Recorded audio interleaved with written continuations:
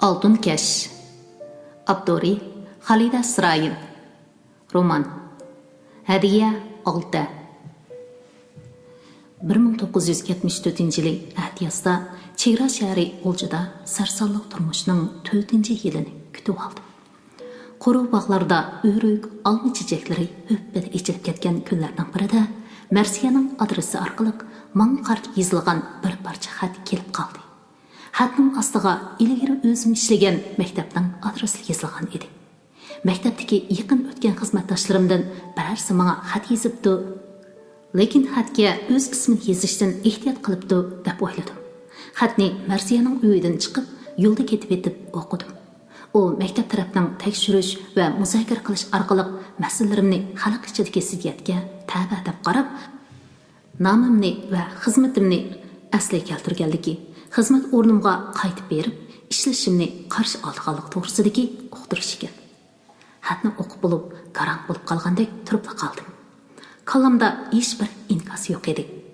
3-qatim, 4-qatim o'qigandan keyin bir dala ichimdan yig'i tutib ketdi. Yo'lning bir chetidagi sida ham har xil chaqqoq bilan qoplangan kishilar egilik yer deyishadigan o'rmonlikqa kirib, ovozimni qo'yib berib, tasi yig'ladim. Orqadan qaqoqlab kuldim. O'rmonlikning nariqi cheti qo'ylarini beqib yurgan bir odam menga hayronlik bilan qarab turib ketib, qo'ylarni haydab itib ketib qoldi. O'rmonlikdan chiqib, etis orasidagi yo'llar bilan oldimga qarab meniverdim. O'tgan kunlarim kino kartalaridek ko'z oldimdan o'tib turardi. Ichimda xilma-xil his tuyg'u qaynaydi. To'xtamay xursanddim, tortatdim. Menga bir chaqda ussa lablarim qurib, ko'rsaqlarim ichiyotganligini sezdim. Atrofimga qarsam, Bayandayga yaqin bir yerga kelib qolibman. Yo'l bo'yida menishqa tamshilayotgan bir traktor bor ekan. Uningga chiqib oldim. Traktorga ahoq besilgan ekan. Yo'l bo'yi ahoq to'sintilari bosh ko'zimni qoplab, ig'iz burnimga kirib, bayqa hayajonlarimni yo'qotdi. Endi ahoqdan o'zimni mudofaa qilg'ach, qanday qilishim kerakligi ustida o'ylandim. Uyga qaytib kelib, bu xabarni oldi bilan bolalarimga yetkazdim. Ular ko'zlarini yo'g'on echishib, xizmatim asli kelsa qanday bo'lganligini bilmay o'ldirishib ketdi. Chunki ular tug'ilgandan tartibla yakkilanish, xo'rinishni nafratlik, jafoliq amgakdonlik ko'rgan. Al-qadari hurmatlanish, xizmat o'rni, izzat hurmat bo'lishning ta'mini tetmagan edi. Bechora bolalarim, ularda na gunoh. Men ularni quchoqlab yana yig'ladim. Ularni yig'lashib, qo'rqib, menga chin yepishib olishdi. Men ularga tasalli berib, "Yig'lamanglar bolalarim. Buningdan keyin bizmi odamdek yashaymiz. Dadanglar keladi. Chiroyli, ozod uylarda o'tiramiz. Dadanglar ikkimiz maktabda sizlarning mualliminglardek bola o'qitamiz" dedim. "Opa, sen endi axlat termamsan?" deb so'radi cho'ng o'g'lim qo'rqimsiman turib. "O'tin terishimdan nimancha qo'rqsan, bolam?" "Maktabdagi bolalar meni axlat chiqotining bolasi deb zongli qiladi ekan." "Yo'q o'g'lim, endi tarmayman. Shundoq deganlar bizning qandoq odamligimizni buningdan keyin bilib qoladi. Senimi zongli qilmaydigan bo'ladi." Marsiya shu kunlarda choy o'tkazmoqchi bo'lib turgan ekan. Mening ishimni anglagandan keyin menimi tabriklab qo'shib chaqirdi. Men Marsiyaning "Bugun sen degan alohida mehmon to'rtin tushmay o'ldir" deganiga qaramay, oshxonaga kirib, unga yordamlashdim. Choy bakmi qizg'in, ko'ngilli bo'ldi. Har qatim tomoq, choy to'shib, mehmonxonaga kirgan vaqtlarimda qilishayotgan chaqchaq, aytilayotgan yumorlarni anglab, o'zimni tutolmay qaqoqlab kulib ketdim.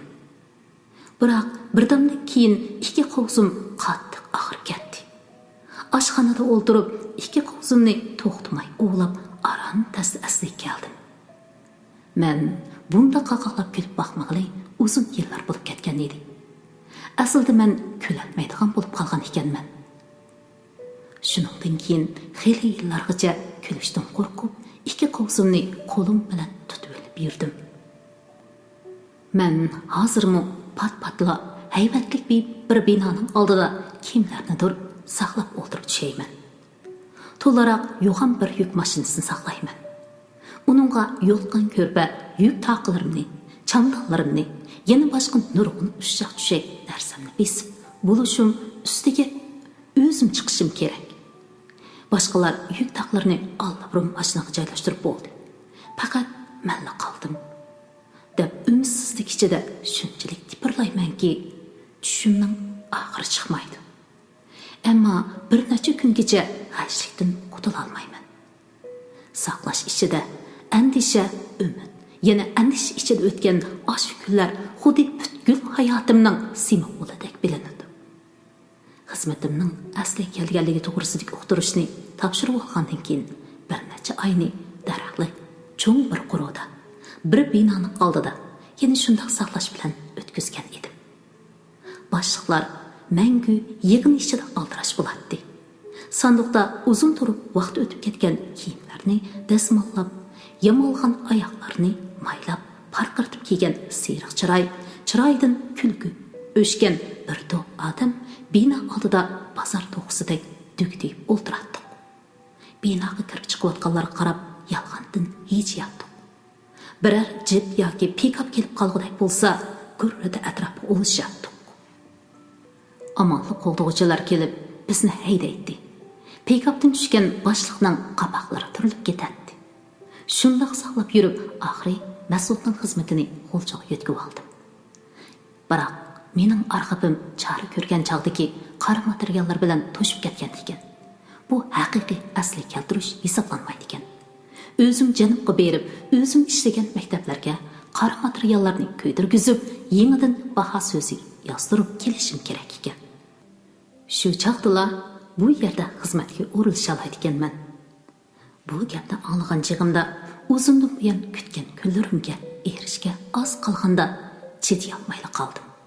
Shunchalik qo'yim tutdiki, bunda xafalikka tugamaydigan xizmat deganni cho'rib tashlab, pul yig'ib bir eshak harbosi elib, qondan ko'mir to'shib yoki kirakashlik qilib, erkin azodi yashaychi deb turib oldim. Men bak yerib ketgan edim.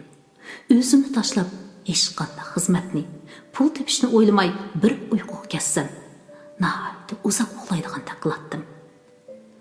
Biroq meni tushunadigan, 4 yilni qanday o'tkazganimni biladigan do'stlarim bunday qilishimga yo'l qo'ymaydi.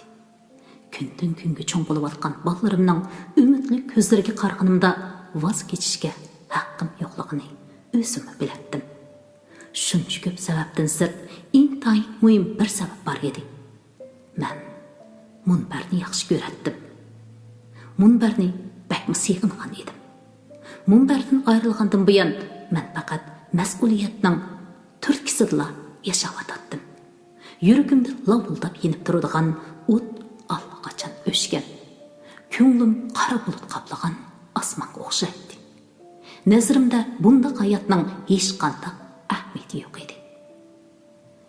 Nihoyat murakkab hissiyot iligida kech-kunduz xiyolimdan chiqmaydigan ashu darvozdan yana bir qatim atladim. Darvoz oldida turganimda 15 yil ilgariki menga intayin tonish his-tuyg'ular to'mirimda yana bir qatim o'rkashladi. Kang maydon, eriq bo'yidagi terak va akasiyalar, palampay, to'rik, ishik darizlardan Yevropa, rus uslubi chiqib turadigan o'qituvchilar ishxona binosi. Qatar sinflar, o'qituvchilar binosining oldidagi aytma ko'rikning ikki tarafida o'tirishgan o'qituvchilar. Ana qo'ltiqiga ko'k yuqlama daftar qistirib olgan Zo'ran xonim Avlod muallim bilan paranglashib turdi. Fizika o'qituvchisi Avlod muallim Arximit oldida turgan bir bolaga tanbeh beryapti. Uning sochlaridagi oq nemancha ko'payib ketgandi. Ushtumtut yangroq qo'ng'iroq ovozini anglab, yuragim jiqqada qilib qoldi. Qo'ng'iroqning ovozi chiqqan tarafga qarab, Aysha hadini ko'rdim. U qo'lidagi sap-seriq tush qo'ng'iroqni kuchab silkigunicha sinflar tarafga qarab ketyapti. Maydonda o'ynab yurgan bolalar birdan shamol uchirib ketgandek yo'q bo'lib ketishdi. Aysha hada qo'ng'iroqni pastga qartib qaytib kelyapti. ishxonalardan chiqqan o'qituvchilarmi oldirmay mengib sinf binosining eshigidan kirib ketishdi. Ashu qarang'u, tinissiz koridor. U yerda sho'x bolalarning düpürlab yugurishlari, varang churunlari, muallimlarning salmoq qadam tevishi, ikki tarafdagi sinflarda dars o'tayotgan o'qituvchilarning, erlarning, ayollarning, qiyirlarning, yoshlarning har xil ovozi anglab turdi. T shakldagi uzun koridorning agni qismiga yuqori yilliqlar joylashgan. U qismida düpür varang churunlar az. Bu bolalar o'zlarini tamkin tutib, tuvan yilliqdagi kapsiz o'quvlarga yiroqdan nazar selishib qo'ydi. Ularning boshqa turadigan ishlari nihoyatda ko'p. Bo'libmi, davlatlik imtihonlar yaqinlashganda bu sinflarni bir xil surli sukut qoplaydi. Ashi bunga koridorda o'quvchilarim imtihon berib o'tganda dakki-dukka, hayajon ichida eshik aynikidan qarab ketishlari, imtihondan chiqqan har bir boladan qandoq berding, qaysi savolning javobini qandoq yozding deb so'rab ketishlarim, ular bilan tang xo'sh bo'lib, tang qayg'urishlarim. O'rnimda birpas turib qolganimni bilmay qoldim. Xiyolimdan bosh elib yana oldimga qarab maqdim. Xudo aradan shuncha vaqt, shuncha ish o'tmagandek. Hamma narsa, hamma ish shu paytda turgandek. Yoki ularning hammasi tushdak. Cho'chib uyg'onib, hamma ishning o'z yo'lda ketayotganligini ko'rgandek. Bir tuyg'u iligida ayma ko'rikdan otladim. Ammo o'tgan u kunlar tush emas edi. Maktabning yangi boshlig'i, ayni vaqtdagi aktiv xizmatdoshlarim, beshimga qora kunlar kelganda mendan yuz o'rgan, oldi keynimda qilmagan gaplar qolmagan yaqin do'stlarim meni qizg'in qarshi elishdi. Maktabda cho'ng yig'ini echilib, menga ortilgan tuhmatlar og'diribla qolmay, o'qitish jihatdagi alohligim, natijam muayyanlashtirildi. Arxivimdagi qora materiallar ko'ydirildi. Tutib qilingan maoshim to'liqlab berildi. Qarinas maktabim, xizmatdoshlarim, do'stlarim bilan qiymagan holda rostilla shunchalik qiyolmadim. Hatto qaytib kelishdim o'ylab qoldim. Oxiri yana xo'shlashdim. Yo'l ustida yurtimga berib ota-onamni yo'qladim. Men Nesor inqilob jarayonidagi qalaymaqonchilik, isrofchilik, ishni to'xtatib qo'yib inqilob qilishlarning ziynni ko'rilishga boshlaganligi bu yerda mana mendab turadi. Go'sh yoq nurmuluq yo'qning o'rnida puhralayning yeydig'ini 80% qora osh edi. O'zuqliqning nacharligi tufayli dadam bak ojizlab qolgan ekan. Opamning sochlari uchdak oqarib, qaddi bukilib, tig'imi vijik ko'rindigan bo'lib qoldi. Ularning holiga qarab ichim serildi. Qo'liga pul beray deb o'yladim. Ammo oldingi qatim kelganda dadamning bir seyrimiz bo'lgan bo'lsa ha deb armon qilib ketganini o'ylab, uningga orzusidagi seyrni elib berdim. Ota-onamning duosini elib, o'lib ketgan qarindoshlarimning tuproq beshini yo'qlab, tiriklari bilan xo'shlashib, G'ulchaga qaytdim. 22-bob.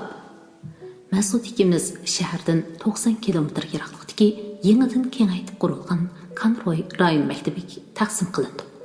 Mas'ud mudir bo'lib tayinlandi. Men to'liq o'tir sinflarning til adabiyot o'qitishini ustimga olgandan boshqa ijtimoiy fan o'qitish tadqiqot guruhining mas'ulligini ustimga oldim. Ko'z oldimizda turg'ini ilgari ishlagan maktabimizga o'xshamaydigan yangi bir muhit, boshqacha odamlar edi. Kan rayonining bir chetiga bo'stonliq ichiga joylashgan bu maktabda boshlang'ich 1-yillikdan to'liq o'tir sinflargacha 20 necha sinf bo'lib, kan rayoni ma'rifga pulni ayamay xarjlaydi ekan. Sinflari yangi, yo'ruq parklari valildab turadi ekan. O'qituvchilar ishxonasining sharoiti alohida yaxshi bo'lgandan boshqa yumshoq divanlar qo'yilgan dam olish uyi, material bo'limi, o'qituvchi o'quvchilarning ayrim oshxonalari bor ekan. Mushunday yaxshi sharoitda ishlaydigan o'qituvchilarmi cho'qim alohida tarbiya olgan safoli kishilar bo'lishi kerak deb o'ylaydim.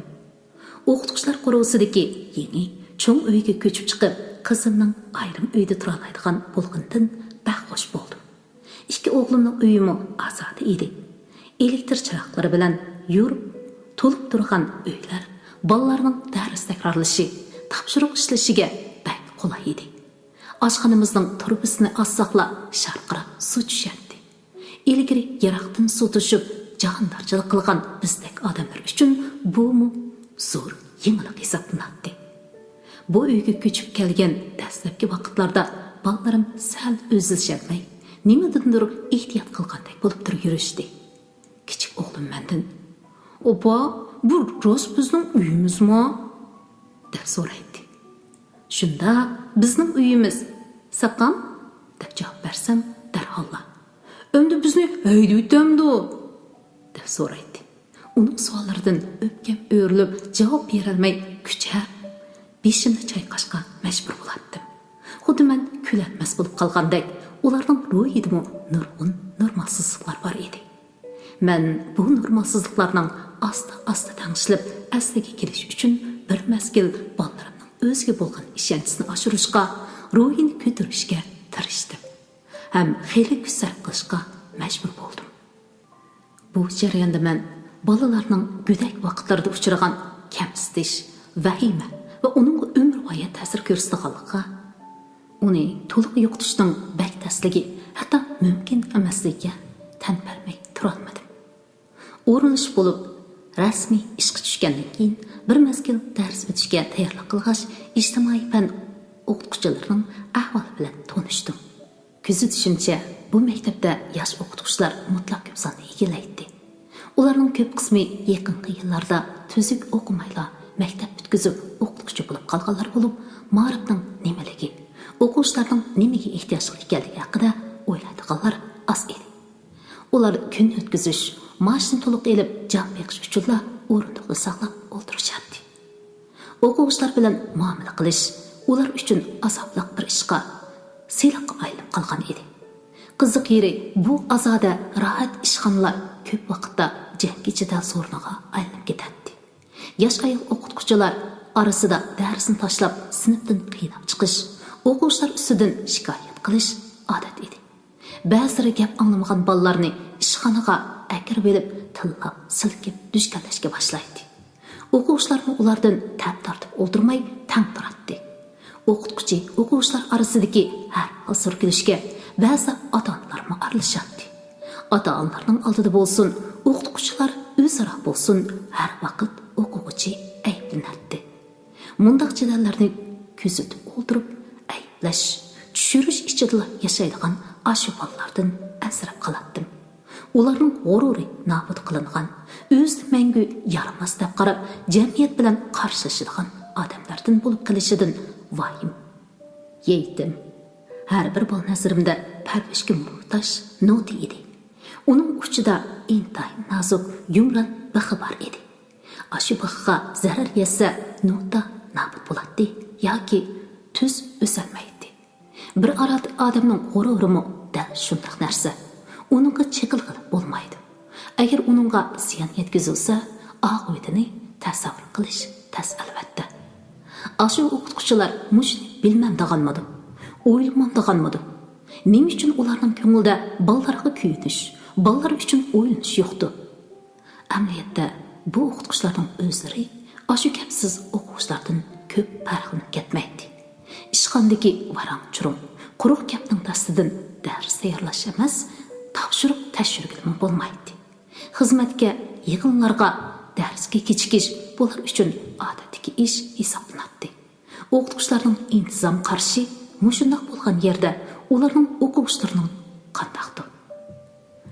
Men dars anglash, sirtdan kuzatish davomida ba'zi sinflarning xuddi bozorga o'xshaydiganligini, o'qituvchi bolalarning anglash, anglamasligi bilan kori yo'q, yiqimsiz ohangda dars so'zlab beradiganligini, ba'zi o'qituvchilarning o'quvchilarni qo'lini orqasiga qilib, xuddi bog'lab qo'ygandek qatirib o'ldirg'izganligini, biror o'quvchi sal metrlab qo'ysa, qattiq varqirab, qo'lidagi bor, kitob, qalamni otadiganligini, dars saytini og'ziga kelgancha quruq gap, hayba qilish bilan to'shqizganligini, ba'zi o'quvchilarni kitobdagi ko'nikma savollarga javob bo'ladigan bab qurlarning ostiga sizdirib chiqib ketsa, yana ba'zilarning kitobni so'zma-so'z o'qib berdi qolgani yoki boshdan oxiri o'zi so'zlab o'quvchilarga so'zlash fursati bermaydi qolgani ko'rdim. Ko'rgan his qilganlarimni Mas'ud bilan o'rtoqlashib, ikkimiz birlikda chora tadbirlarni tuzib chiqdik.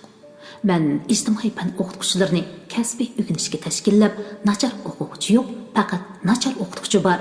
Bolalardagi g'urur, o'quvchi sizni nima uchun hurmat qilmaydi degan temalarda mulohazalarni qo'zg'adim. Boshqalarning so'zlab, o'z qarashlarini o'tirg'a qo'ydim. Bu muzokaralar o'qituvchilarni nihoyatda qiziqtirdi. Hammalar chin ko'nglidan gaplarni qildi. Ba'zilar izlanib intayin qimmatli fikrlarni berdi. Bu jarayonda ko'pchilikning o'z xizmatiga, mas'uliyatiga bo'lgan tonishi o'sib, ishxonaning kayfiyati o'zgarishga boshladi. Bu asosda men yoshlarni o'qitish, sinf mudirlik mahorati ustida izlanishga yetakladim.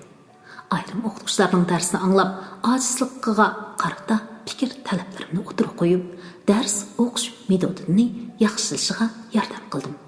Keyingi vaqtlarda o'qituvchilar o'qitish usuli, metodi ustida ko'proq bosh qotiradigan, o'zaro maslahatlashadigan, izlanadigan bo'ldi.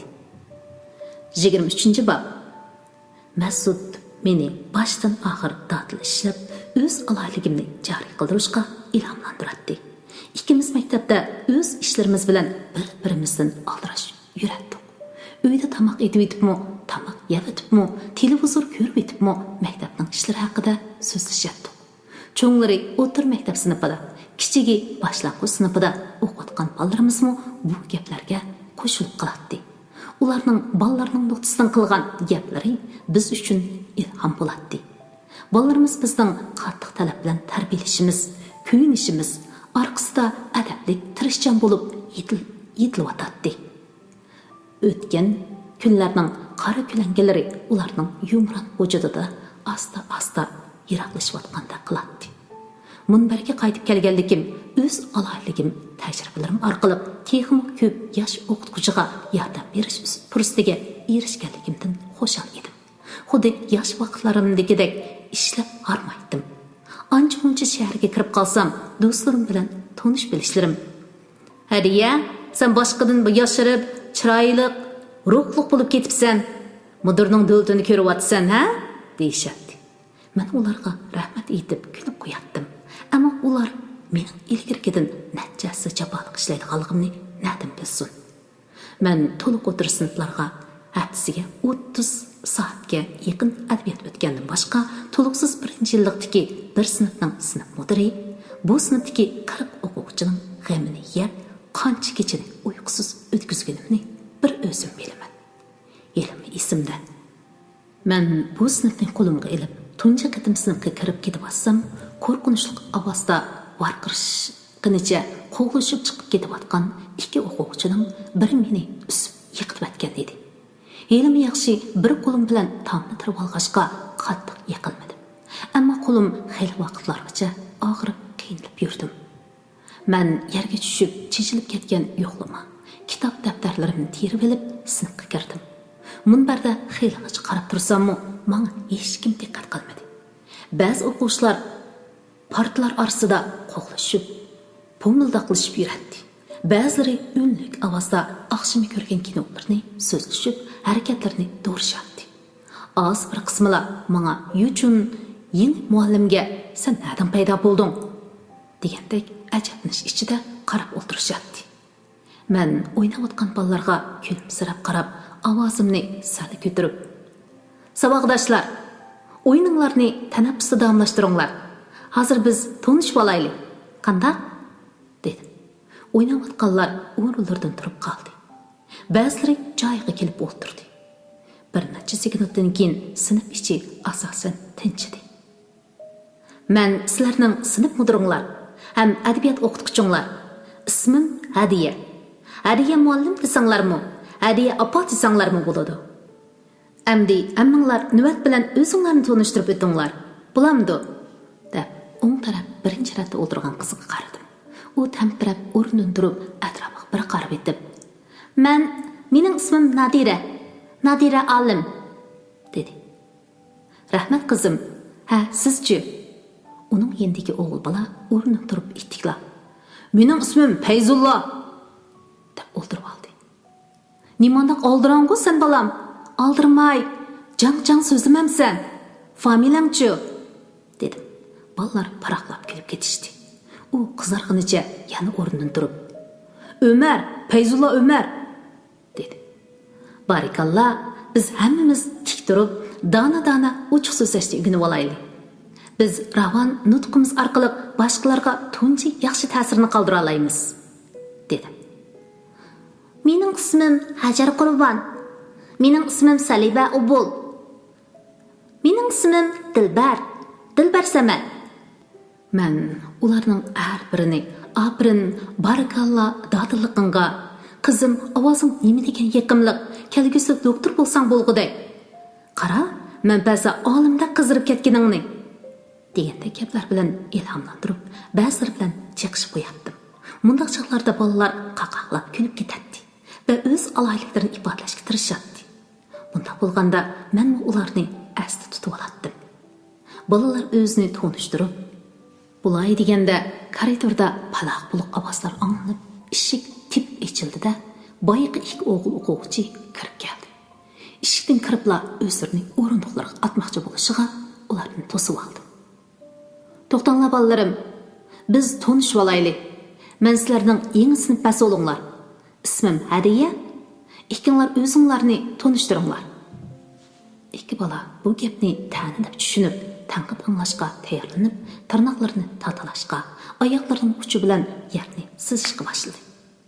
"Voy, sizlarning isminglar yo'qmi?" deb kuldim. "Sizlar aytishni xohlamasanglar, men tepib baqayqini.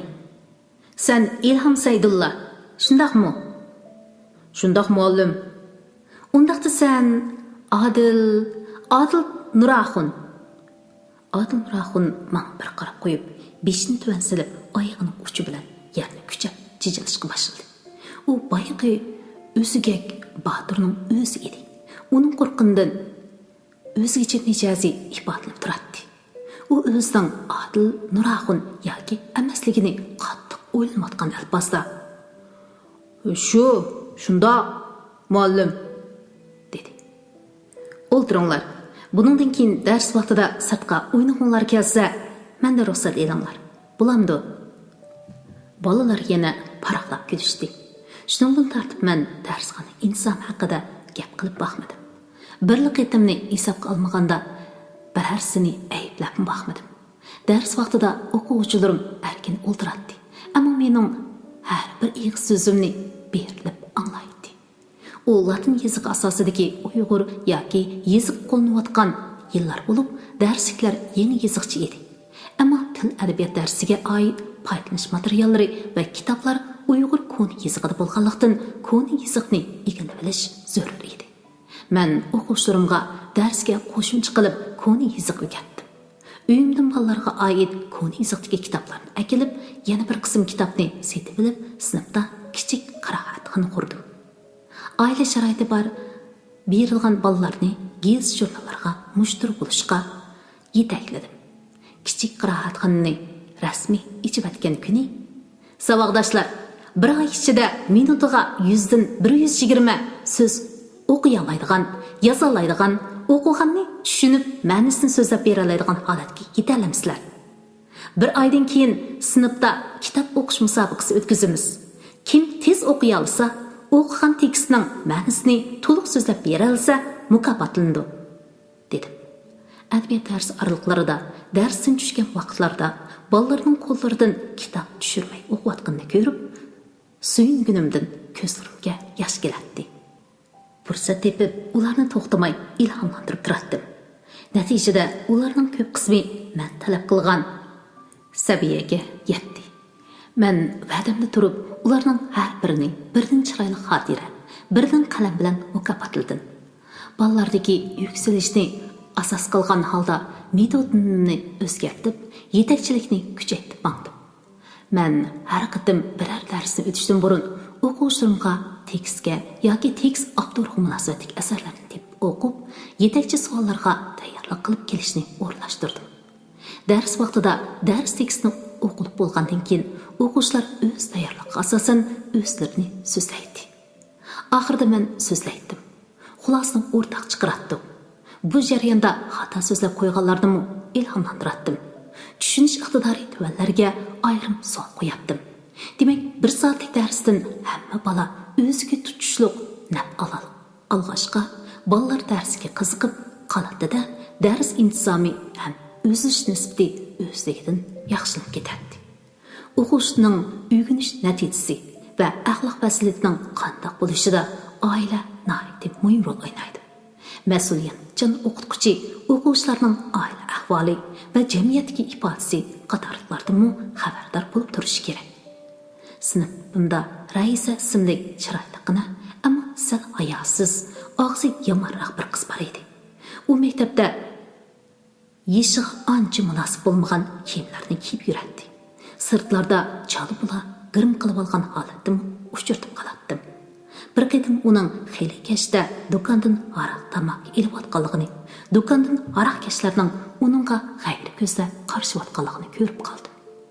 Itdek berib, "Raisa, bu kechda bu yerlarda nima qilyapsan?" deb so'radim. U sal xuduqib, "Muallim, dadamning og'inlari kelgan. Meni aroq tamoq akilib ber degandi. Shunga" deb duduqlab qoldi. "Uying nerede?" 6 rayonda, dedi qiz o'ng'aysizlanib. Demak, uning uyi xilla yiroq edi. "Bo'pti, yur, men seni olib qo'yay. Shu bahonada ota-onang bilan tanishib olay", deb uning oldiga tushib maqdi. Qizning dadasi bir necha og'inisi bilan ichishib o'tiradi. Uyni istutak, aroq hidi qoplagan edi. Raisaning 6-7 yoshlardagi ukisi dadasining yonida o'tirib aroq botilkalarni o'ynab o'tadi. Raisani boshlab udul uyiga kirdim. Salom saatdan keyin Raisaning bo'rsini quchoqlab turib, "Men Raisaning sinf mudiri. Qarasam Raisa mushu kechada u yoqdagi do'konda yuradi. Uning ustiga aroq tamoq elib o'tadi.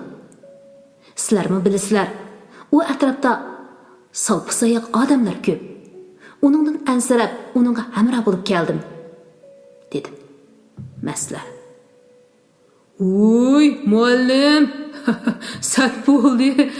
Keling, dasturxonaga keling", deyishib, o'rto'pa bo'lishib ketdi. Ortiq gap qilmay chiqib ketib, qizning opisini izlab oshxonaga kirdim. Opisi bosh ko'tarmay, qo'rima qo'rib etibdi. Uningga yordamlashib, ishlarni birar qurib besiqtirishib bergandan keyin uning bilan paranglashdim. Uning deyishicha, eri doim maslabni uyga boshlab kelib, kech-kechalab aroq ichishadi ekan. Uningga kechicha qo'rim qo'rtib, tamoq atkizib, aram bermaydi ekan. Raisan emas, 7 yoshlik o'g'linim doim do'konga aroq tamoqqa buyuruydi ekan. Kim uning gapini anglamasa, rahim qilmay urib so'qidi ekan. Mushu ish tufayli Raisamu bir necha qatim dadasidan qattiq tayoq yegan ekan. Ayol bu gaplarni ko'z yesh qilib turib, ishga pat-pat qarab, pichirlab so'zildi. Qo'rqinish ichida yana. "Bolalarni aroqqa buyurmang deb, Mahmutulla deyman. Saq vaqtlarla ma'qul deydi. Aroq ichib olsalar, bir zo'ravon qaylandi. Ba'z kechalari og'inlar bilan urushib, uyni ostin-ustin qilib etadi. Men qo'rqib bolalarni elib taloq qechib chiqib olaman. Kecha taloqda yurib, maslar uxlab qolganda uyga kirib, maynachiliklarni yug'ishtiraman. Mushu bichora qizim hali mushunchalik o'qib yuradi", dedi. Raisa aqlliq ham bakjonliq. Agar oilada uningga yaxshi sharoit yaratib bera olsanglar, cho'qim yaramliq odam bo'lib chiqa oladi.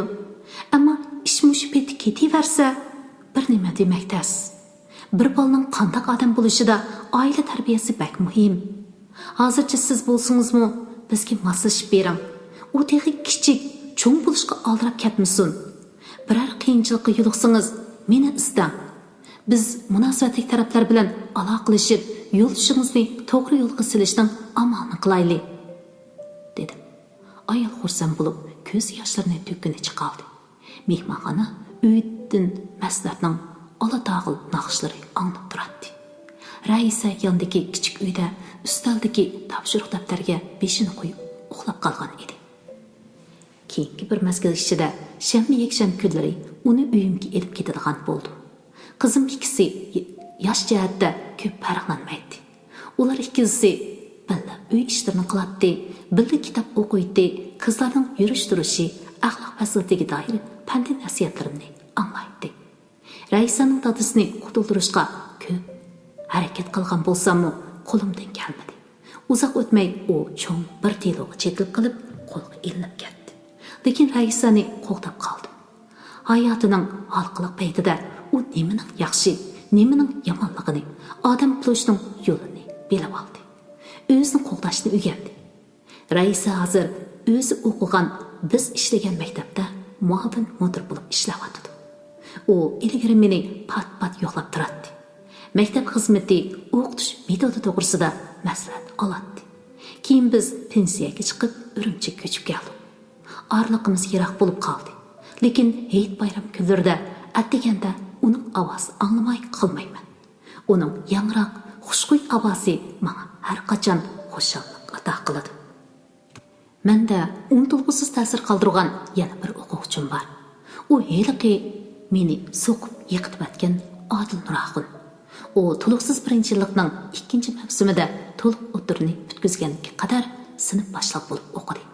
Oliy maktab imtihonidan oblast bo'yicha yuqori nomer bilan o'tib Shinjang universitetiga tanlandi. U hozir kon boshlig'i. O'tgan asrning 70-80-yillarda mening qo'limda o'qigan bolalarning hammasi degidek uchurum bo'lib oliy bilim yurtlariga ketishdi. Ular bir-biridan yaroqliq bo'lib chiqdi. Albatta, ularning hammasi alohida to'pi yartalligini yoki amallar bo'laligini yo'q.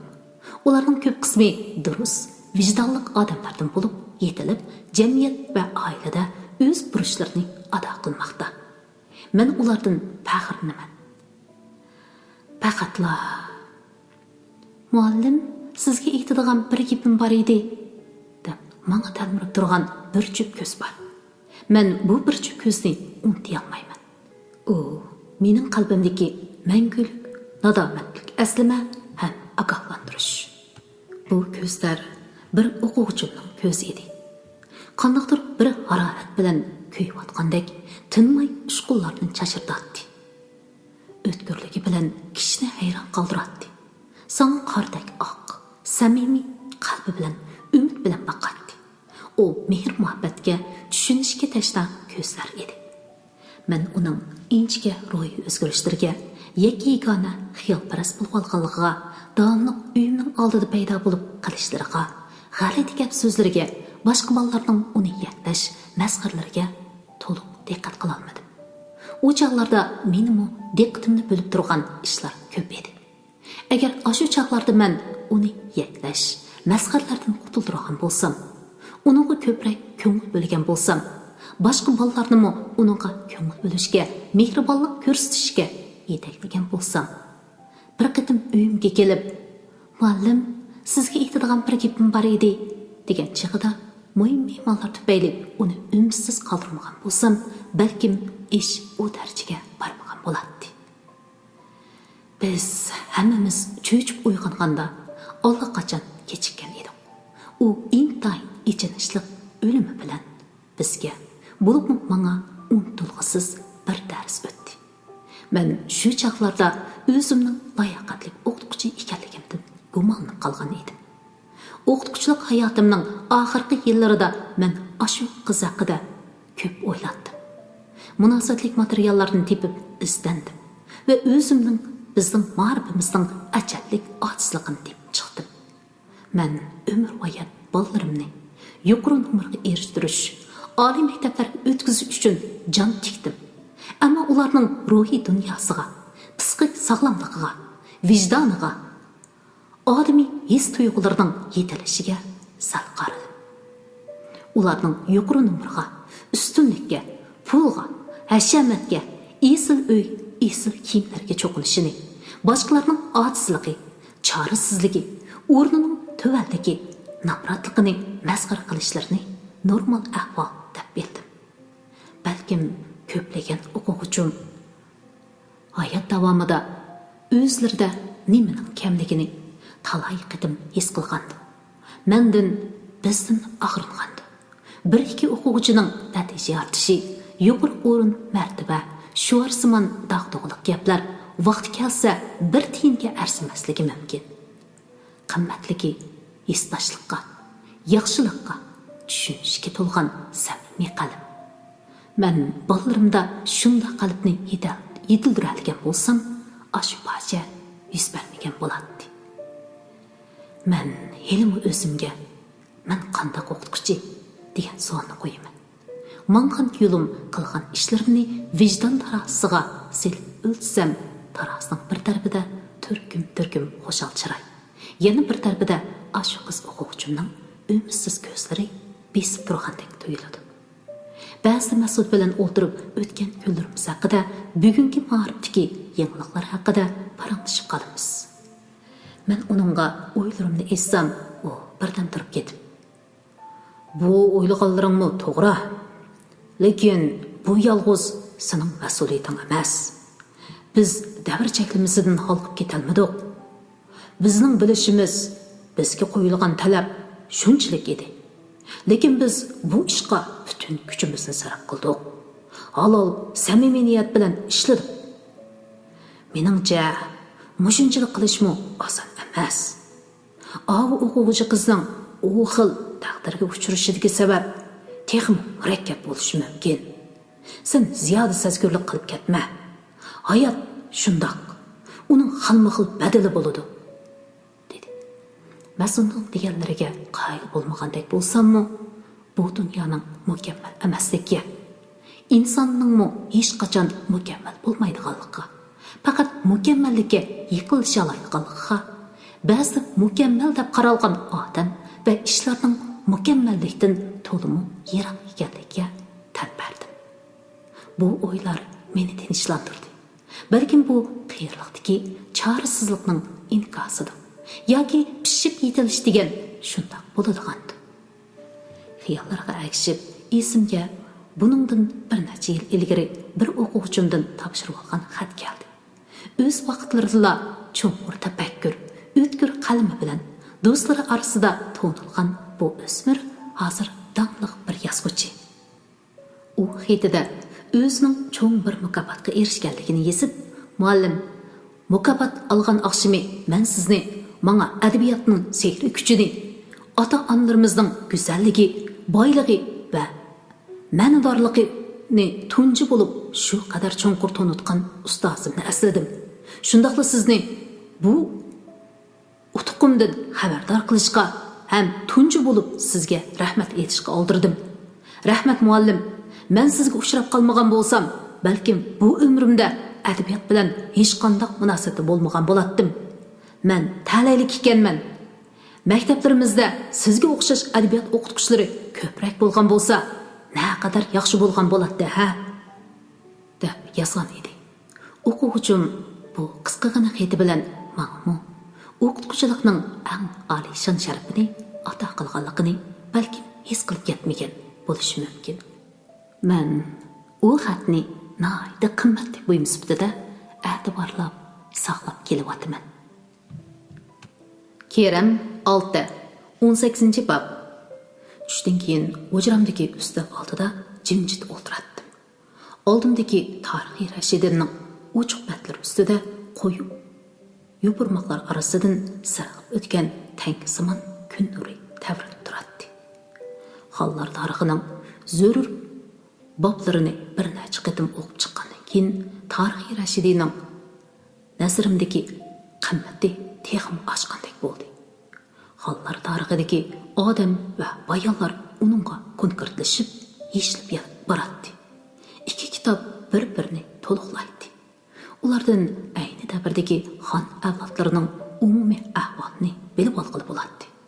Texim muhimi tarixiy Rashidi meni bir tilda o'ziga asir qilib, yillar to'zonlari ichidagi o'zgacha bir dunyoga, tafakkur va aql farosatning bayonsiz manziliga, so'z javohiratlarining sirli azmasiga boshlab kiradi.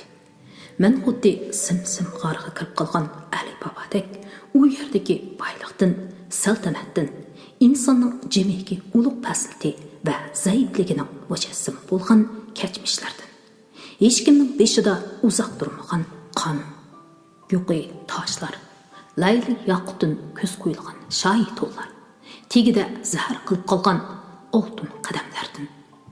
Boshlari kesilgan xonishlarning sochlari yugishib turgan o'nchimar vayitlardan aqlim lol, ko'zlarim xira holda mövjud o'tirib, insoniyat tarixidagi o'xshashlik va takrorlik, inson paylidagi oshko'zlik va shuhratparastlikning tug'ma mangulikligi haqida o'ylarga cho'milaman. Jahonni titratgan sulollarning, ni xalqning ko'lni ko'kka uchragan, dadini o'g'ilning, o'g'ilni qon qarindoshlarining beshini kesishga undab, odamdek mehr muhabbat, insof va vafoni qor qilgan qandoq bir kuch bo'lg'aydi. O'zining baxti taxtini qo'g'dash uchunla million buhron qurbonlik qo'ygan, davlatni halokatga aylantirgan, odamlarni odamdek yashash, erkin tafakkur qilish, so'zlash huquqidan mahrum qilganlar uchun. Aytishlarcha, bugungi fan tadqiqot natijalari dunyo tarixida o'tgan eng zolim, qonxo'r hukmronlar bilan zo'r o'xshashlik va mavjudlikni isbotlagan. Demak, bu qo'shkezaklarning ta'li undan kelgini, hukmron bo'lgan ta'li ta'tir kelgini, qotil, qaroqchi bo'lgan. Bu yerda sharoit, tarbiya qatorlarining qanday rol o'ynashidan qat'iy nazar, oshu bir turkum kishi dunyo tarixiga uzluksiz ta'sir ko'rsatib, tarixning eng zulmat davrini shakllantirgan. Nafsoniyat, huquq xumori, shon shuhrat tamasi, go'yo g'oyasur qora o'ngirdak atrofidagi barliq go'zal, yaxshi narsani yalmab yo'qotgan. Nobel adabiyot mukofotiga erishgan donliq bir shoirning agar Saddam bilan bo'sh she'rni tushungan, she'r o'qigan bo'lsa, Paris qo'ltiqi urushi yuz bermagan bo'ladi degandek bir gapi esimda. Ammo Sulton Saidxon bilan uning o'g'li Sulton Abdurashid xon ikkilisila yetilgan shoir, muzikant edi u. Ular kunlarini turli ilm, hunar, san'at, muzika va she'r so'rovlarda o'tkazgan. Ularning davrida ilm ahli, san'atkorlar e'tiborni topgan. Muzika va she'rga bo'lgan ishtiyoq Abdurashidxonning muhabbat rishtini cho'l bayovondagi bir o'tinchining qiziga bog'lagan. 12 muqam ana shularning ajrida ratlanib, mukammallashtirilgan. Xonlar qalam tavritib yozgan go'zal misralar butkul O'rta Osiyoni o'z ichiga olgan Chag'atay she'riyatining gultoji bo'lgan. Ammo ular qonxo'rlikdan, taxt olish majolaridan, ishg'oliyatchilik vasvasasidan xalos bo'la oldim. Xo'sh, ularning ashu davr tragediyasining bir qismi deyli. İnsoniyatning qadimi yulduzlarga yetayotgan, cho'chaklardagi mo'jizlar reallikqa aylanayotgan, inson haqlari muqaddas o'ringa qo'yilayotgan bugungi davrdami? Odam hayotini xas o'rinda ko'rdiganlar, nafs, huquq, manfaat uchun vatan tuprog'ini navqiron yigitlar, ayollar va bolalarning jasadlari nohaq to'kilgan qonlari bilan to'ldirayotganlar, hisobsiz oshkora va yushirin soqchilari armiyasi bilan jup ko'zlarga to'g'rilangan qurollari bilan kishilarni erkin nafas olg'ili, o'ylig'ili, so'zligini qo'ymayotganlar hel ham bor. Ming yillar ilgari barliq kelgan Iskandarning munguzi haqidagi bir cho'chak meni doim cho'nqur o'ylarga soladi. Iskandarning munguzi barligi to'g'risidagi haqiqatni eg'izdan chiqara olmay buruqtirma bo'lgan bir cho'nqur quduqqa beshini tiqib, Iskandarning munguzi bor deb ichini bo'shtib olib o'tib ketgan odam. Rostga qilolmaslikning azobi bizga naqadar to'nisha. Haqiqatni mangu yo'shirib o'tish yoki uni yo'qotib etish mumkin emas. U bir mahal yo'qolganda qilgan bilan oxiri quduqdan qumush bo'lib o'nib chiqadi. Yigona bir padichi u qumushdan nay yasab chilib, ich pushig'ini chiqarmoqchi bo'ladi. Ammo bu naydan Iskandarning munguzi bor degan sado yangraydi. Padichi neyni çeliği vergeçke İskender'nin öngüzü var degen söz kulaktan kulakka, iğizden iğizga tarap ketidi. Zalim hükümranları halkның ağzını iterligini bilen kişilerinin kalbiga band qilingan haqiqatning ollaqanda yollar bilen qo'mush bulup köklep chiqishini tavsiyalarım. İnsoniyat tarixidagi har qanday taraqqiyot insonni qadrlash, insonning erkin yashash, ko'ngildagi gaplarni hech bir to'siqsiz so'zlash, yashash yo'llarini ixtiyoriy tanlash irodasiga hurmat qilishdan ortiq bo'lmasi kerak. Nafs tufayli yaratquchi tarafidan yer sharining musluq dallariga tushirilgan odam oti bilan Havo onaning avlodlari qorong'u yerlar qo'yinida nihoyat uzoq yashagandan keyin paydan-pay pishib yetilishga boshladi. Hayotlikqa, erkinlikka, tabiiylikka hurmat qilishni, odam bilan odamning, odam bilan jamiyat va tabiatning yana mos munosabatiga o'rnatishning qadamlarini o'rnashga boshladi. To'rt atrofdan bu taqazzosiz qadam tevishlar kelib tursa-mu, mustabidlikning qoplagan nurg'un joy yanala kimtas holatini saqlamoqda. İskenderning mung'izi bor deb vaqirashga jur'at qilganlarning tili kesilib, ko'zlari o'yilmoqda. Texmi ko'p kishi bo'lsa, og'zidan biror eg'iz so'zning chiqib ketmasligi uchun tishlarini chang tishlab, qudratning yetishicha mo'kchuyib, boshqalar o'rgatgan so'zlarni zo'riqib takrorlab, dakka-do'kka ichida kun o'tkazmoqda. Jimirlab turgan kun nuri kitob ustidan qo'llarimga oq ko'nglimning maydasiga o'tgandi. Oxirida peshonam va chekinlarimni illatishga boshladi. Rahat bir sezim ilkida ko'zlarimni yumib oldim. Egiz tomlarida zarhallab bo'lildab turgan, yana bir tarafi o'rilib pastga tomliqqa aylangan qadimiy o'rtada yuratdim. Men damliq tarixchi va shoir Mirza Haydar ko'rgan edim. Sultan Saidxon bilan Kashmirga yurish qilmoqchi bo'lib, qandoqdir tutuq ko'langalar, otlar, dubulg'i savutlar, chang to'zanlar peshonasiga chat ellarda o'lish putilgan surlik lashkarlar orasida yuratdi. Saidxonning turqi bayni men bir vaqtlarda ko'rgan Hamlet nomli kinodagi zarlab o'ldirilgan podshoning osmonda ko'rinadigan arvohiga o'xshab ketadi. Uzun ham qalin dubulg'i savut kiygan, ushliq temir bilan bosh kiyimi orasidagi yuzi turadigan yer qop-qorong'u bo'shliq edi. Ovozi mollaqda havo guldirligandek yangraydi. U bir burchigitla qolgan shohona ravaqda yerga qarab o'ltirgan g'amgin bir ayolni menga ko'rsatib, bo'g'uq ammo surlik ovozda: "Ana qara, u mening singlim Xarija xonim bo'ladi. Men uni sana nikoh qilib berman." Davatdi. Ayol ruhni qiya ichib menga qaradi. Men uni to'nib oldim. U mening ayni yillardagi maktabdishim Serin edi. Men hayajonlanib, "Serin, siz asli bu yerda ekansiz" deb unga qarab yugurdim. Dal shu chaqda eshik tubidagi telefon ochiq sayrab ketdi. Uzun, hisiyatsiz qo'ng'iroq ovozi bir-biriga ulanib ketyapti. Shu hamon ko'z oldimdagi hamma Serin, Ravaq, Saidxon va o'rda saroylar g'oyib bo'ldi. Chang chaplashgan ko'zlarimni tasdi ichib, elida ko'rganlarimning umum yoki tushib ekanligini farq etolmay, qarong holatda birpas o'tirdim. Qallam sal-pal suzilgandek, ko'rgan tushimdan hayron bo'lib, ko'zlarimni yo'g'on ochdim. Qandoqlarcha Mirza Haydar ko'ragan bo'lib qolganim, butkul Saidiyat o'ldining va lashkar yurishning g'amini ustimga elib, uning ruhiy holatini shu qadar aynan his qilganligimga aqlim yetmaydi. Tarixiy Rashidi tizimida ilm uchuq turadi. Darisdan kirgan salqin shamol kitobning batlarini yenikkina tavritadi. Xuddi shamol qurlar orasidagi his tuyg'ularni ruhimga uchirib kirayotgandek qiladi. Bu hissiyot bir shoirning, tarixchining hissiyoti edi. Uningdan qon to'kish, hukmronlik xumar emas, amalsizlik, dilag'onlik va suzqina hasrat chiqib turadi.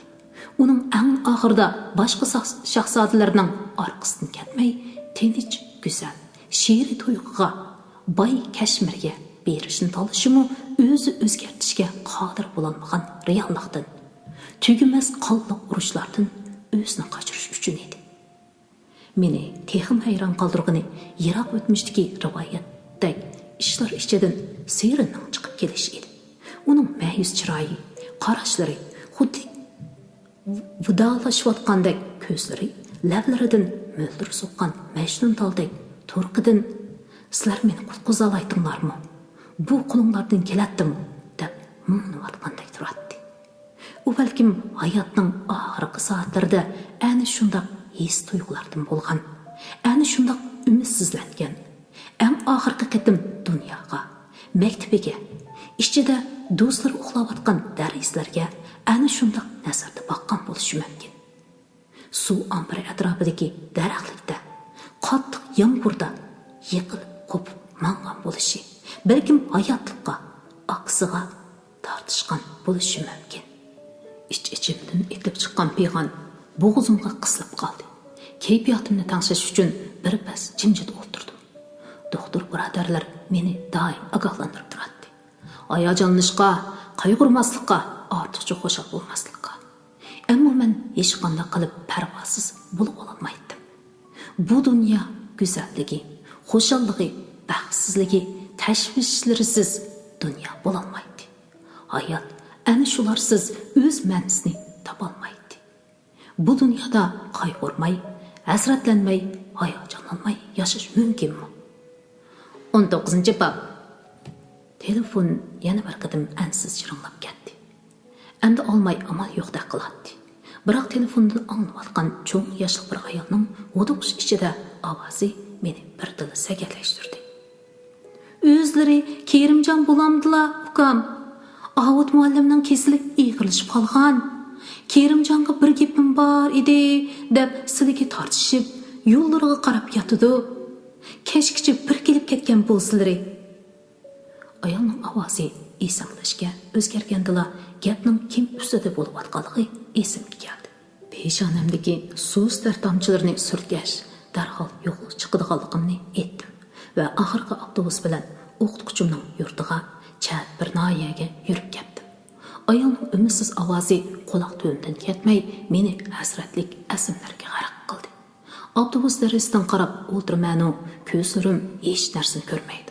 Quloqlarim hech narsani anglamaydi. Xiyolim ashu unutilg'isiz yillarda qishi uzun ko'chalarni qalin, qor muz qoplab turadigan istutaklik so'q shaharda. Men eshikdan kirib kelishimga Avut muallim cho'nqur o'ltirishib ketgan ko'zlarini lappida atdi. Ayolning deyishicha, atdigandan buyon u eshikdan kim kirsa ko'zni bir ochadi ekan. Men emasligimni ko'rib, yana yumib oladi ekan. Avut muallim menga tikilib, og'zini gapga o'mlaydi-yu, atrofidagilarga qarab qo'yadi. Ayoli darhol bolalarini boshlab chiqib ketdi. Muallim nimalarnidir deb xirildadi. Darhol engishib quloqimni og'ziga yaqin opardi. Butun kuchim bilan uning gaplarini tushunishga tirishdim. Allohga shukr. Hayotimning oxirida sizning oldingizda tavba qilish fursati bergan Allohga shukr. Men endi xotirjam ketalaydigan bo'ldim. U hazrashdan demi kesilib bir pas to'xtab qoldi. O'diqib sirtkilarni chaqirmoqchi bo'lganimni ko'rib, kerak emas demakchidek qo'lini bo'shqina silkib meni to'xtatib oldi. U oxirgi kuchini yig'ib, holsiz bo'g'iq ovozda so'zlashga boshladi. Men gunohkor. Men sizlarning nohaq turmida yetishinglarga yana 2 jonga zomin bo'ldim. Heliqi hujjatni men yozgan. Men yana boshqalarni uning singlisini tortib chiqarishga qudratgan. Ular gunoh siz nimishqa, nima uchun, zodi nima uchun deb varqirashdan uning ustiga o'zimni etib, qurib ketgan sapaqqa o'xshab qolgan qildak inchiga og'ir tiniqda hortildayotgan yelni siqishdan o'zimni aram to'sib qoldim. Uning bilan tang hosirab, zuvonim tutilib qolgandek qarab turdim. Buni boshliq shundoq o'rinlashtirgan. U bizga nima qilsak qilib cho'ngroq aksiyatchi tashkilotdan bir ikkini bosh qilib chiqmasak, u yana bir pas qattiq asrab ketdi. Xizmat natijamiz nolga tang bo'ldi deydi. U yana o'zining gunohi pash bo'lib qilishdan qo'rqatdi. U maktab kelgandila o'sha qiz bolaning keyniga tushgan. O'rmonliqda uningga tayanchi tanglab nomusiga tegmoqchi bo'lgan. Maktabdan qo'g'ildiman deb qo'rqitgan. Keyin qizning u ishlarni pash qilib qo'yishidan qo'rqib, aksiga ziyonkashlik qildi. Qizga ukangning jini mening qo'limda qalaymaqan gap qilsam, akangni otqizitaman degan. Men hammani anglagan. Bemor yana bo'lolmay qoldi. Har qatim nafas olganda ko'kragidagi egiz ko'tarilib, bo'g'zidan pushtak chalgandek ovoz chiqardi. Butun vujudi lag'ildab titraydi. Ammo u meni chiqib ketishdan yana bir qatim to'sib oldi. Bir pas aram olgandan keyin gapini yana davomlashtirdi. Keyin meni mutvanga aydidi, ulayatdimi, turg'izmidi, masalarimning hal bo'lishiga ko'p to'sqinlik. U kim? U zodi kim? Men g'azabdan titrab gap qilolmagidak holga kelib qolgan edim. U yoki men ikkimizdan birarsimiz jon uzishdan ilgari bu savolning javobini ilishimiz kerak edi. U butun kuchini yig'ib, uning huquqi bakchun, hozirmi hayot dedi. Shu an bo'g'zidan nola qilgandek g'alati ovoz etilib chiqdi-da, tiniqi itiklab ketdi. Ayoli bilan doktor sestralar yugurib kirib qutqizishga kirishganda men endi uningdan javob ololmaydiganligini bildim. Uning hayotining oxirgi daqiqalarida uningga qarab turishni xohlamaydim. Mehmonxona uyida bir Ahmadjon va uning aka-ukalari, yana bir necha cho'ng yoshli ayol andishli ko'zlarini men hozirda chiqqan eshikka tikib o'tirishadi. Mira Ahmadjon yig'lamsirab oldimga keldi. Uni mo'risidan boshqani quchoqlab, o'zingizni tutib oling edim. Allah osonlik berar. Onangiz o'zini bak oldirib qo'yibdi. Uning yendiroq bo'ling, dedi. Mira Ahmadjon untinsiz beshini lang'ishtirib dadasi yotgan uyga kirib ketdi. Men sirtqa sapavaga chiqib cho'nqur nafas oldim. Ko'nglimni ig'ir xiyollar besib turardi. Ichimga kirib olgan sanoqsiz savol parcha-parcha cho'qlardek vujudimni o'rtaydi. Shu topda ko'nglimning bir burchigida sakratda yotgan o'sha odamga qarata ich og'irtish, hissashlik yo'qmi emas. Ayni chog'dagi vaziyatda u o'sha ishlarni o'zi xohlab qilmagan bo'lishi mumkin. Ammo u bak ko'p odamga ziyonkashlik qilgan. Nihoyatda ko'p fojiaga sababchi bo'lgan. Shundaqdimi u yana tinch yashab, bola-chaqalarining qatoriga qo'shib, o'z ajalda o'lgan hisoblanadi. Uning xo'jayinimi huquq kuchining soyasida rohat, farog'at ichida tinch yashayotdi. Kim biladi? Bu o'ringa, bu rohat farog'atga erishish yo'lida u yana qanchilgan qon yashqa sababchi bo'ldi. U zodi kim bo'lishi mumkin? Oliyjanob qiyofatga kirib olib, inqilob, sotsializm, vatan, xalq manfaati degandek ulug'vor gaplar bilan o'zini niqoblab bizni oldigan, o'ydirib chiqarilgan aksi inqilobchi tashkilotlarni boshliqlarning hayoti, baxtsizligini amal martabaga yonishning dasmoyisi qilgan. U zodi kim? Kechini azaplı xiyallar qo'yinda kirpik qaqmay o'tkizdim. Qalbimni besib turgan g'oyat zo'r qiyo toshdek ig'ir savol nafsimni bo'g'ib vujudimni yondiratdi.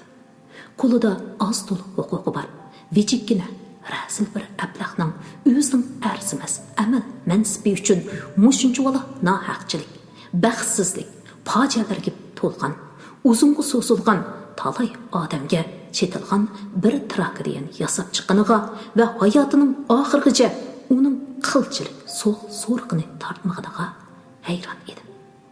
Avut muallim aytib berishga ulgurmagan bo'lsa-mu, ko'z oldimda soyga o'xshash bir qiyofat, o'zgarishchan rasil bir chiroy asta gaplanishga boshlagan edi.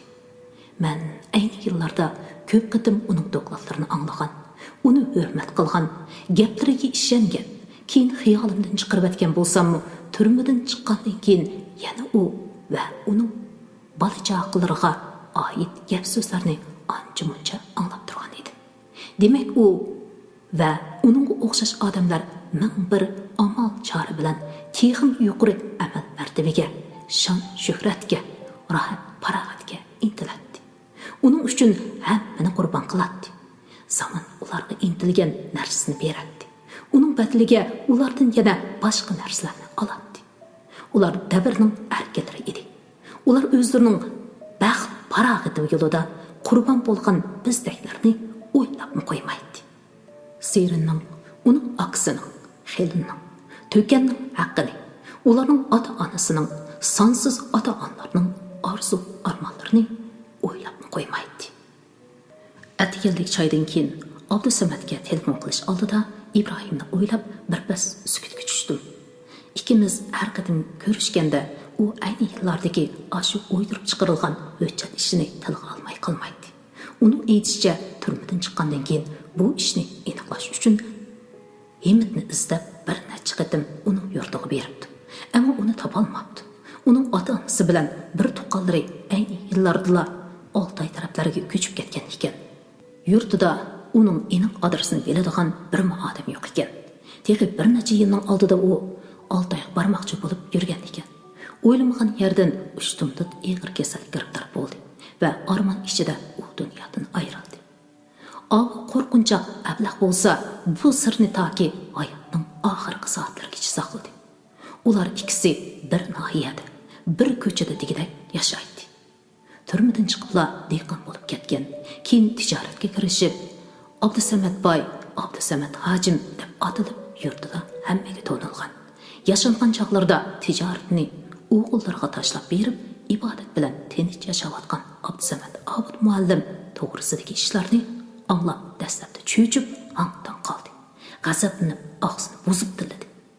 Sening o'rningda men bo'lgan bo'lsam, uni shu yerda bo'g'ib qo'yib, yuziga shaloqqada tukirib etib, chiqib ketgan bo'lardim, dedi. Uning yosh vaqtlaridagi mijozi ilmi bor ekan. Noit itti qo'zg'alib, meni andishiga silib qo'ygan g'azabi hayot o'tmay pastgo'yga tushdi. Birdamdan keyin o'zini tutib, menga tasalli berishga boshladi. Qanday qilamiz endi? Har qancha qilsaqmi, o'tgan ishlarni o'rniga keltirib bo'lmaydi. Lekin so'roqsiz dunyo emas bu. Alloh o'zi so'raydi. Har qancha yoshirun gunohlarimizni pitirnondan qil so'rg'agandek tortib chiqarib hisobini oladi. Ko'nglini buzma ag'ina. Bu ishlarni ko'nglingdan chiqarib at. Ha? Shunday qilib, qajaroq yo'lga chiqay deyapsan. Kamal bilan Osimga telefon qildim. Ular bilan paranglashib, ovozini anglashga shunchalik tashna bo'lgan edim. Ammo ikkilisila uyda yo'q ekan. Ichim siqilib tursa-mu, sirtqa chiqqim kelmay, xiyol bilan bir necha soat o'tkazdim. Tushga yaqin Kamaldan telefon kelganda bakli xushal bo'ldim. Kamal mendan ahvol so'rab bo'libla. "Nabirlaringchi, ularning ovoz anglanmaydi-ku?" deb so'radi. "Voy, ularning gapini bir qilma. 2 kundan buyon ko'rmagachga chiday olmayla aran turyapman. Hafta oxiri bo'lg'ach, ikkilisi ota-onasi bilan uyda. Adini tortib, yana cho'ngdida cho'ng onasini topadi. Bu kunning bolalari mushundoq chechan bo'lamdi, bilmadim. Lekin mening bu nabirlarim aqlliqchimi? Ha, qarag'ina, mening ahmoqligimni. xuddi sening nəvirlərin yoxdək, sening oldingda nəvirlərim bilan maqtanıb ketganimni. Qağı balam oppoq, kirpi balam yumshoq, balam deydi emasmi? Hamma odamning nəvirisi o'ziga tatliq bilindi, deb Kamal ikimiz bir bas chiqishib oldik. Kamal Avut muallim to'g'risidagi ishlarni xabardor edi.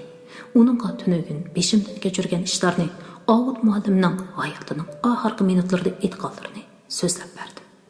Umu Abdusamadga o'xshash cho'chib ketdi. Ya panoh, dunyoda ajab ishlar bo'ladi ekan, ha? deb xayolicha shuq bo'lib ketgandan keyin sirliq bas ovozda o'zining uning kimligini faraz qilib bo'lganligini, bugunga qadar uning nurg'un yaxshi gapini anglaganligini, uni yaxshi odam deb o'ylab kelganligini, ishongisi kelmasimi nurg'un ishning uningga bog'lanishli ekanligini, ko'ngli to'yganligini aytib, yana bir osa jim ketdi. Kamal, men 70 yil yashaptiman. Turmalardimi yetibdiman. Men dunyoning ishlarini tushundim deb o'ylaydim. Amaliyotda biz yashayotgan bu dunyodagi ishlar hargizmi bizning ko'rganimizdek, bilganimizdek emas ekan. Men hozir hamma odamdan, hamma ishdan gumonlanadigan, biz yaxshi deb biladigan, cho'ng ko'radigan odamlarning rasululloh yaxshiligidan, yomon deydiganlarning rasululloh yomonligidan gumonlanadigan bo'lib qoldim. Rostini aytsam, men Kamal meni uning ismini tilga olmoqchi deb o'ylab darhol gapimni bilib etdi. Bo'ldi, tilga olma kerak. Og'zimizni mehnat qilmaylik. U hozir hayotining oxirgi kunlarini yashayotidi. Qolganini tarix o'zi sotlaydi. Javobini yaratquchi o'zi oladi. Bizning bu ishlarni bilmay o'tib ketganimizdan bilib olganimiz yaxshi bo'ldi. Biz bu ishlarni aslimlarimizda yezib qoldirib, boshqalarni ogohlantira olamiz. Albatta, bu ishlar seni bakrak azoblaydi. Lekin o'tgan ishlar o'tdi. Endi olg'a qaraylik. Qanchalik umrimiz qolgan bo'lsa, shu kunlarni xo'shal o'tkazaylik. Qanday deysan? To'g'ri deysan, qarindishim. Yaxshi kunlar oldimizda. Biz tehi yashaymiz. Qanday yashashni boshqalarga o'rgatguchiligimizmi bor? Hammamiz jam bo'ladigan kunlarmi kelib qolar? Men aeroplan biletini ilib bo'ldim. Alloh xolisa pat arada ko'rishimiz. Ko'rishkicha aman bo'laylik. Shunda ko'rishkicha aman bo'laylik. Hurmatli roman o'qishligini anglovchi do'stlarim, bu qitimki o'qishlik mishat oxirlashdi. Hammanglarning mushu vaqti xayrli bo'lsin. Davomiga davomli diqqat bergaysizlar. Rahmat.